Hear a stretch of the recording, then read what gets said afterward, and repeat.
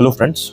आज का जो इम्पोर्टेंट न्यूज़ आर्टिकल है वो है India must not wait for the next Hormuz crisis. इस आर्टिकल में बेसिकली ये डिस्कस किया गया है कि अभी जो हाल में ही सिचुएशन बनी थी एनर्जी क्राइसिस की इंडिया में, वो कैसे सॉर्ट आउट किया जा सके ताकि नेक्स्ट टाइम जब ऐसा कुछ हो तो हम ऐसे डिपेंडेंट नहीं रहे। तो आइए देखते हैं। सो फर्स्ट ऑफ ऑल यहाँ पे कुछ डेटा है, जैसे कि before the war around 40% of crude imports passed through the Strait of Hormuz, right? The exposure was greater for gas, LNG imports.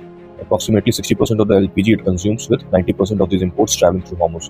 So over half a dozen of domestic consumption was stuck at this choke point. Similarly, Hormuz accounted for 55% to 60% of India's LNG imports. So LPG, LNG और crude oil के लिए बहुत ही important channel strait of Hormuz है, जो India बहुत ही dependent है इस चैनल पर, राइट। आगे देखते हैं कि while the inventories declined about 15% after the war began, crude import volumes were 4.3% lower year on year, but the amount paid for them surged 52.3%। जो import की quantity थी वो 4.3% से reduce हुई, however जो amount पे करना पड़ा वो 52.3% higher पे करना पड़ा due to the increased cost।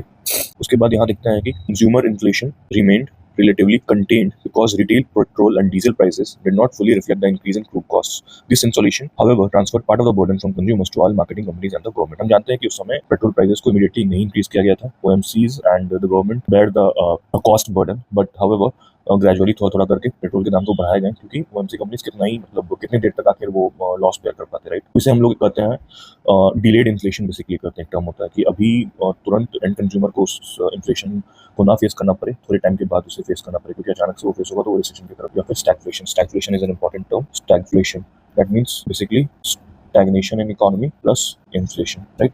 आगे हम देखते हैं कि क्या इंडिया को करना चाहिए ताकि नेक्स्ट ऐसा सिचुएशन ना क्रिएट हो। First of all, broader sourcing from Russia, America and Africa can reduce dependence on any one route. हम जानते हैं कि बहुत एक ही रूट पर डिपेंडेंट नहीं होना चाहिए, हमें डाइवर्सिफाई करना चाहिए। Adopting renewable electricity storage, electric mobility and biofuels would reduce economy petroleum intensity, right. Biofuel तो जान ही रहे हैं कि कैसे बायोफ्यूल को बढ़ावा दिया जा रहा है, राइट।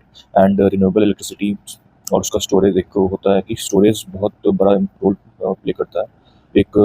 और आगे देखते हैं कि स्ट्रेटेजिक रिजर्व, जो हम जानते हैं कि यहाँ पे petrol basically imported crude oil को स्टोर किया जाता है। एक लोकेशन है पद्दूर, एक है विशाखापट्टनम भी है, और क्या क्या लोकेशन है या कमेंट में जरूर बताएं स्ट्रेटेजिक रिजर्व्स का। वो बोला जा रहा है इस आर्टिकल में कि और ज़्यादा वो बढ़ाया जाए स्ट्रेटेजिक रिजर्व्स की लोकेशन।